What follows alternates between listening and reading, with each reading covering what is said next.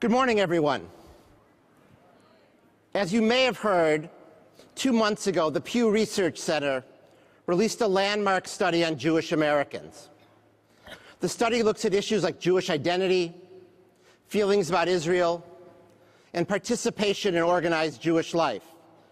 The numbers tell fascinating stories, success stories for our movement, challenges for our movement. But perhaps most importantly, the study tells us that about 40% of American Jews say that having a sense of humor is essential to their Jewish identity. That clearly is why I've been tapped to moderate this session this morning.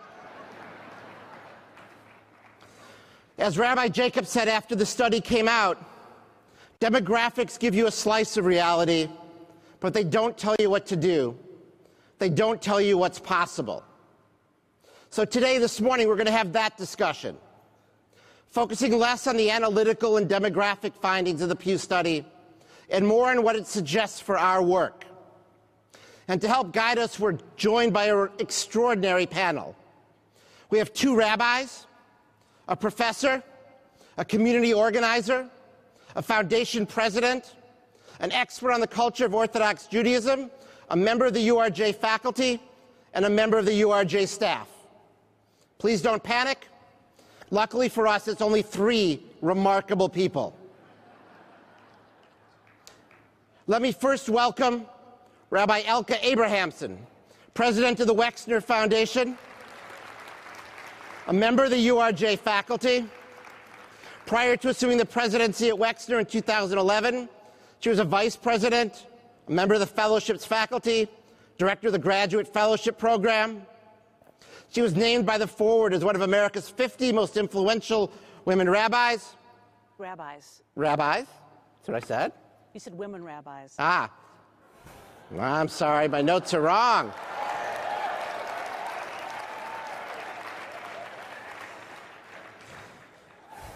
Fair enough. And I mentioned we're going to have some fun on this panel. Dr. Sarah Benor is an associate professor of contemporary Jewish studies at Hebrew Union College, Jewish Institute of Religion's Los Angeles campus, and an adjunct associate professor in USC's linguistics department. Her book, Becoming From, looks at how newcomers learn the language and culture of Orthodox Judaism. The book was a finalist for this year's Sammy Rohr Prize for Jewish Literature. Sarah, welcome. As you heard from Steve Sachs a few minutes ago, Rabbi Stephanie Colin is the co-director of URJ's Just Congregations Community Organizing Initiative. Based in Los Angeles, Rabbi Colin is the URJ's lead California organizer and played a key role this year in helping pass the Trust Act to make the state's immigration system more just.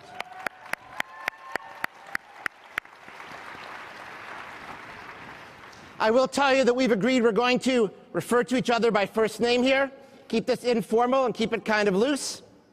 We have a lot of ground to cover and a limited time, so why don't we dive right in? I'll tell you that one of the panelists earlier urged me to be a ruthless moderator the conversation this morning.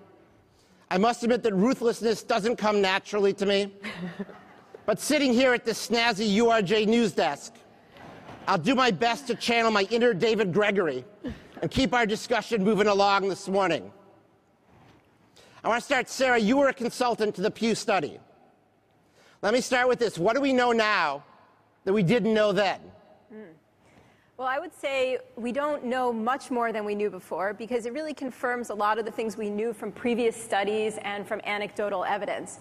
But some of the trends that I found a bit surprising relate to the age trajectories. So the discourse focuses on a trajectory of decline. That is, that younger Jews are less likely than older Jews to do certain things, certain Jewish things. And indeed, that is the case for some trends. But we also find a number of trends for which it's the opposite. For example, we find that younger Jews are no less likely than older Jews to attend synagogue, to light Shabbat candles, to feel a special responsibility to care for Jews in need, to feel that being part of a Jewish community is essential to being Jewish. And some questions actually went in the opposite direction, that younger Jews have higher Hebrew ability due to the expansion of the day school movement and are more likely to keep kosher in the home. So this was a bit surprising to me, and also the study did have some surprising questions that had never been asked before, such as, can you still be Jewish and believe that Jesus was the Messiah? And 34% of American Jews said yes about that. But I think other than these things, the study really does confirm a lot of what we already know. Except that 1% of Orthodox Jews have Christmas trees, which was just a fun fact from the study that I wanted to know. So Elka, fill in the blank in the sentence for us. When I finished reading the Pew report, I really thought the reform movement needed to... I didn't feel differently about what the reform movement needed to do than I felt about any of the other denominations that were discussed in this study. I appreciate that Rabbi Jacobs pointed out in his unbelievable address last night that we are bigger in numbers, but I think we have to be careful not to be trapped by that statistic, because bigger doesn't mean better. And I'm taken by the fact that half of all Jews between 18 and 29, half of all Jews between 18 and 29, the very population that we keep talking about engaging, chose no denomination or other over any one of the three major denominations. Half. So what they're looking for is a compelling community of meaning.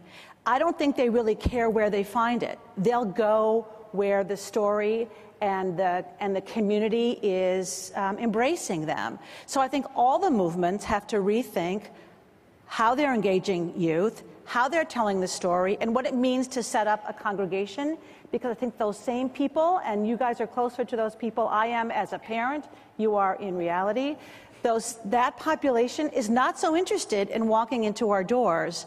And I think the reform movement needs to remember that no matter how much we double down on great programming, it might not increase the likelihood that those young people are going to walk in. And I think that's really hard for this gathering to keep in mind, because we are the people who love what we do. And we just think if we do more of it and do it better and do it more often and do it faster, that they're going to come if we build it. I think we have to turn to them, the invisible panel that's not here that completes this circle, and say, what would compel you to walk into our doors, or will you never walk into our doors? And what then do we create to build community outside the walls of the very safe and familiar? Yeah, I think that, by all means. Stephanie, when we talked, you've talked about the importance, and this relates to who's in the door and who's not in the door and who's walked through, about meeting people where they are, about meeting them where they are physically and meeting them where they are theologically. Tell me a little bit about what you think that looks like on the ground.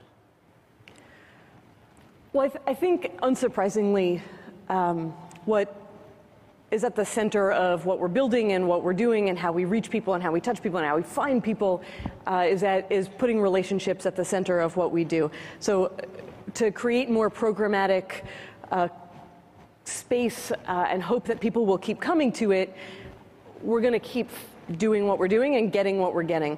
So I think in all cases, whether people are inside of our walls or people are outside of our walls, I think the center of what we need to be doing and what congregations are more and more and more attempting is being in real relationship with people, finding out what drives them and what they care about, and then not being, or rather being proactive about the Judaism part of Judaism.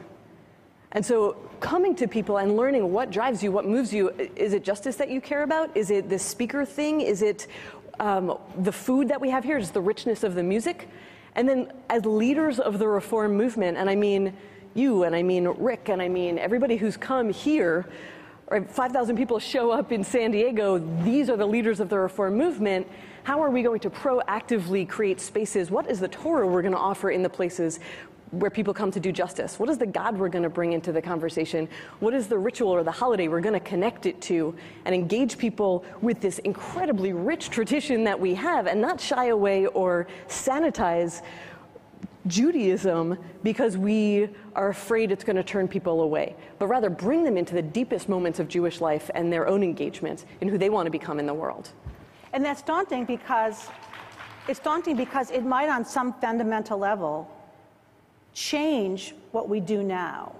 It should. And it should, but we all know that change is, it's really hard, and I want to name why. And change is hard because it means we're going to lose something, right? If we change the way our congregations function, there's a loss represented for all of us because we're the inner core. And as much as we talk about let's change the status quo, what might that change really look like? Delivers loss to those of us who love the way things are and who feel really close to our congregations. And just want to say, if you just would come in, really, what we have is great. You should see our services. They're the best. We have the best rabbis, the best musicians. If you just come in, you would love it. And that's not going to work. The other piece I wanted to ask you about is how daunting is it to think about that kind of one-on-one engagement? How do we have the staffs? How do we have the energy to meet every single person where they're at? I'm tired just thinking about it. Right, Rick said last night, Stephanie, that we're not going to let go of a single one of our kids. But you can have my 4. No, I love my That's a pretty high order. Talk to me about how you go about building those networks. I think there's a tremendous question of capacity here. And it's going to take a series of serious decisions by the movement to put tremendous amount of funding behind it. If we believe relationships are at the center, and I am incredibly optimistic that this is a movement who knows that relationships and community are at the center, and we're seeing that in congregations all the time. We're going to have to put a lot of funding behind it. We're going to have to put staff behind it. We're going to have to take seriously getting for ourselves the skill sets so that we can train armies of congregants and armies of clergy who go out there and do. I was sharing earlier, when I moved to California, I fancied myself suddenly anonymous. Even though I carried this title of rabbi, I was totally unknown as an East Coaster. And I went into a lot of different congregations, wonderful, beautiful, rich congregations. And one by one, no one approached me. And these are wonderful congregations with greeters and schmoozers and all of the other titles that we give people. And I walked into one congregation. It's a place called Beit Tshuva, which is an addiction-focused congregation. And I walked in late. I was invited by a friend to be there. And I walked in late, and no less than 6 people jumped up, and they pointed at the seat next to them and said, "There's a seat here for you." I didn't know any of those people. And yet, those folks in that congregation understood what the pain of isolation is, and they don't ever want themselves to feel it again, and they don't want any other people to feel it again either. That's the kind of training we have to do for one another and with ourselves to take seriously that we are the community that can create the community that will allow people to come in and be with us.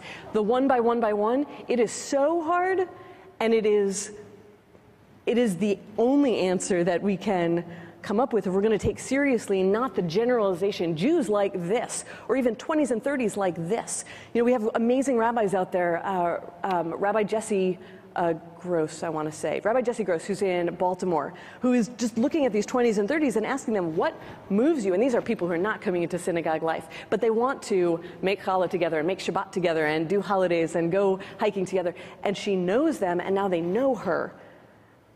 It's going to take, it's amazing the problems we talk about with enormity, and the solutions always end up being so personal and up close, face to face. It leads to the question of what is the ultimate goal? Yeah. Is the ultimate goal having nice buildings? Is the ultimate goal having good services? Yes, those are nice, but I think the ultimate goal is building communities. And you do that relationship by relationship. But I think you also do it organization to organization.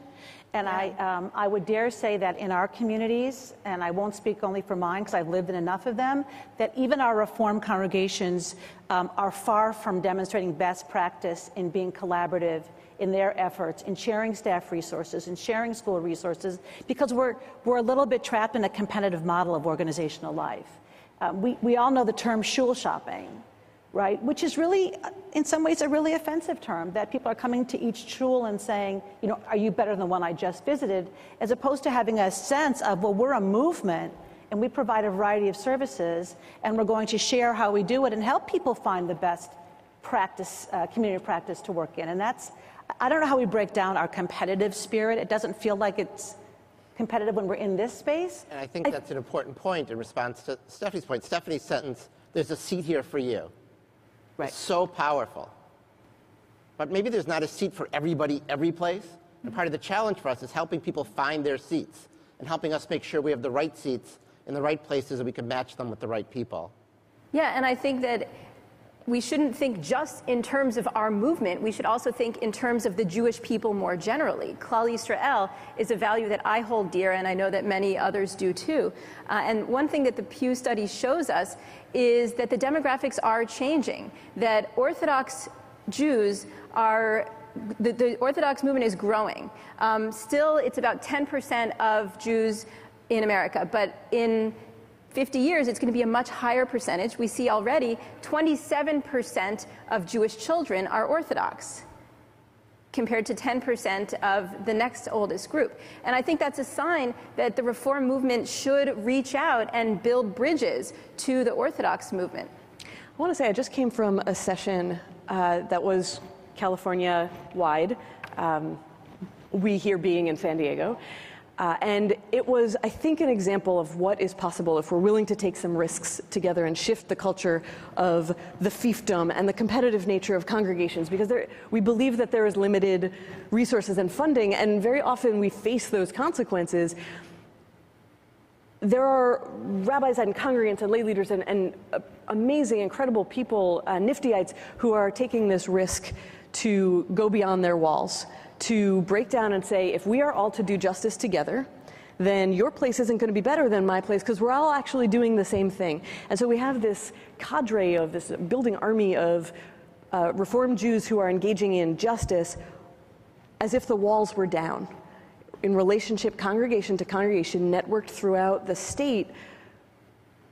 And it is a risk. And I think we have to be with people in the real risk and be honest about what is lost and what is gained by breaking down the norm and trying something new. But I think if the Pew study tells us anything, it tells us that we're in the era of radical risk.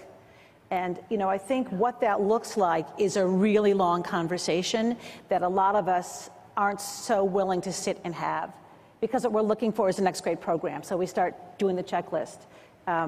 And I think we need to really sit down with our boards and our committees and say, all right, what does radical risk look like? What's the loss? What's the gain?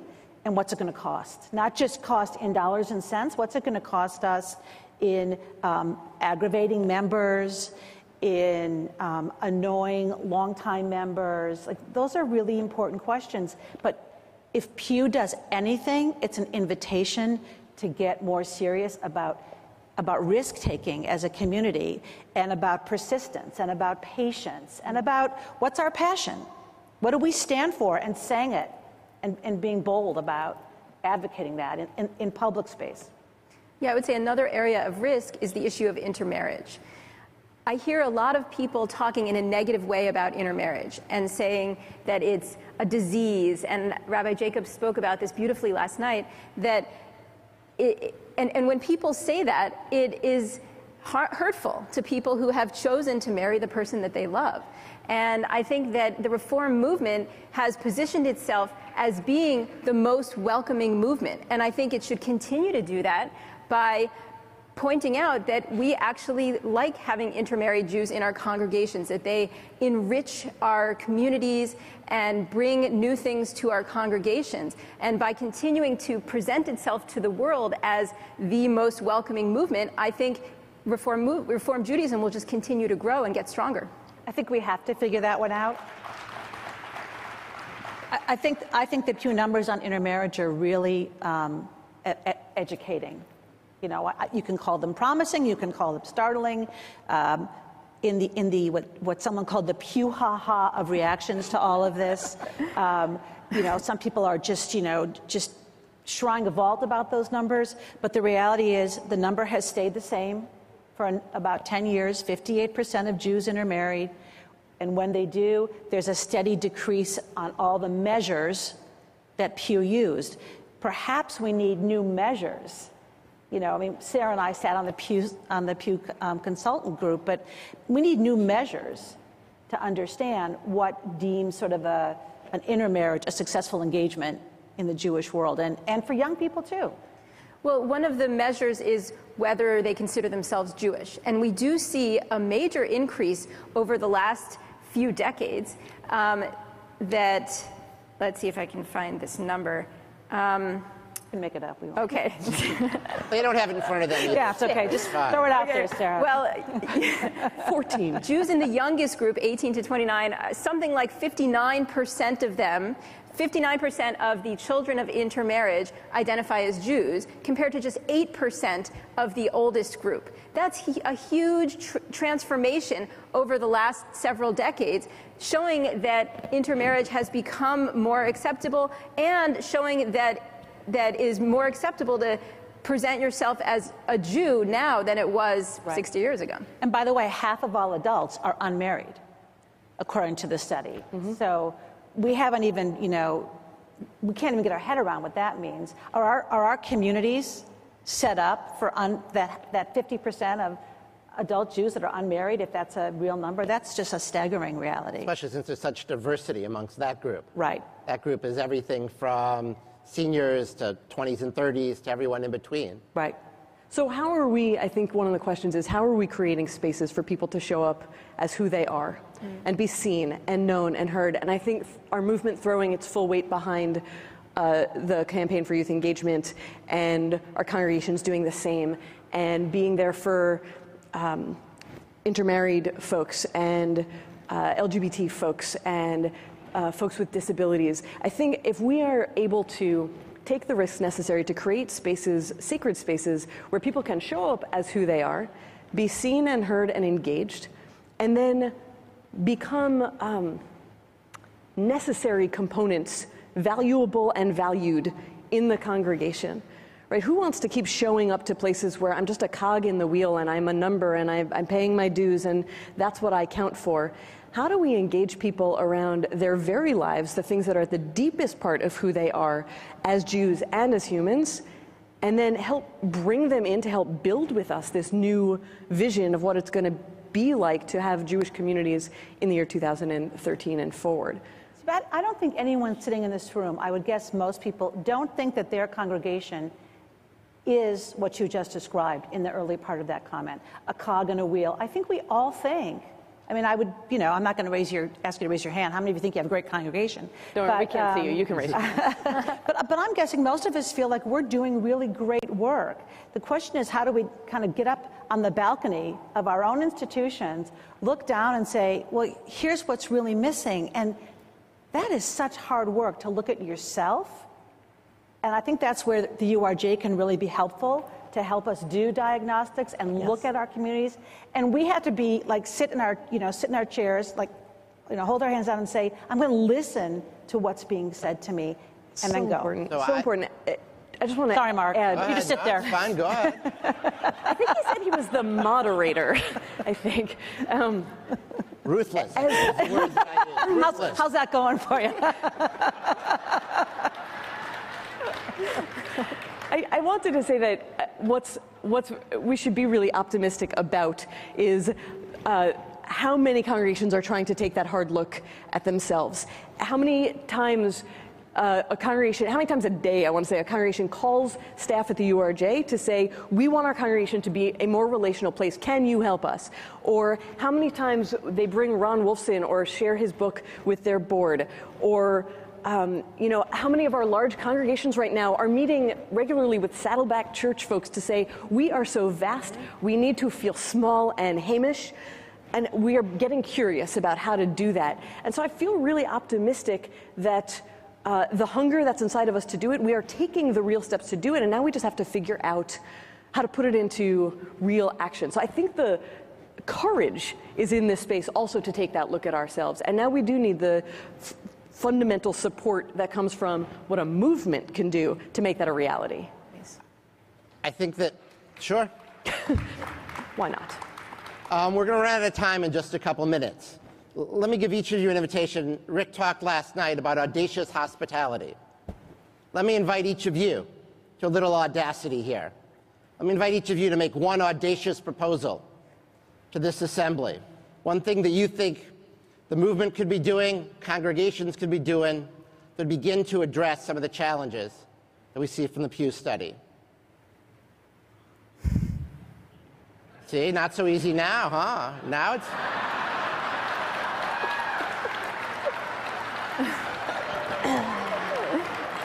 I would now invite Mark to be careful what he just wished for.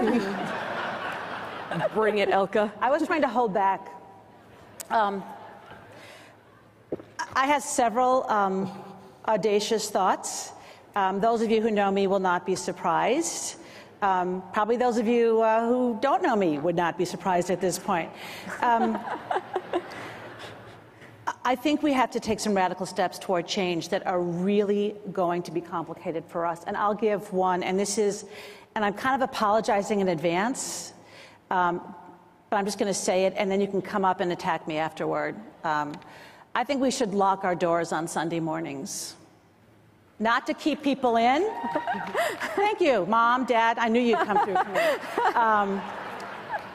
I think that if we really want to create thick Jewish cultures in our congregations, we need to return to Jewish time for our people. And I think we can compete with soccer, and I think we can compete with gymnastics and say the time that liberal Jews learn together, pray together, sing together, be together is Shabbat morning. And that's when our kids are going to be in shul. And I would take 1 hour of my kids in shul over 3 hours of them on Sunday morning so they learn what Jewish time and space looks like. And that has to be, I think, a movement-wide conversation so that we're not competing. Well, I can go on Sunday over there for 45 minutes and still get bar mitzvahed. So I think we really have to shift the way we think about how and when our communities gather. Was that audacious enough, or should I keep going? No, that's pretty good. Okay.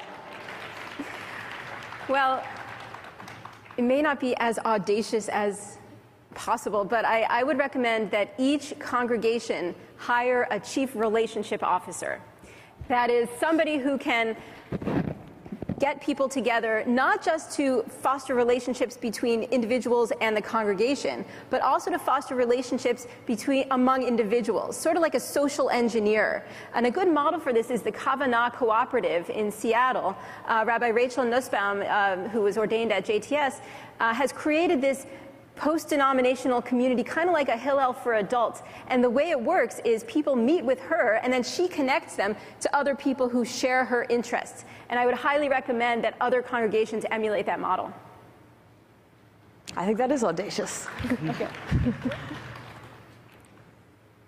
I would offer that I was in a session yesterday where the great Rabbi Cantor Angela Buchdahl taught the text. Sure, we could clap for Angela Buchdahl. Taught the text, O Chevruta, O Matuta. Either we will have fellowship, connection, relationship, or death. And I think we have to take that extremely seriously, because I think that is true for a human being who's disconnected to other human beings. I think it's true for our institutions. And so I would take your army of, what did you call them? Chief relationship officers. And I would match that with a movement who can support it, who can offer training and funding and staffing and places for people to gather.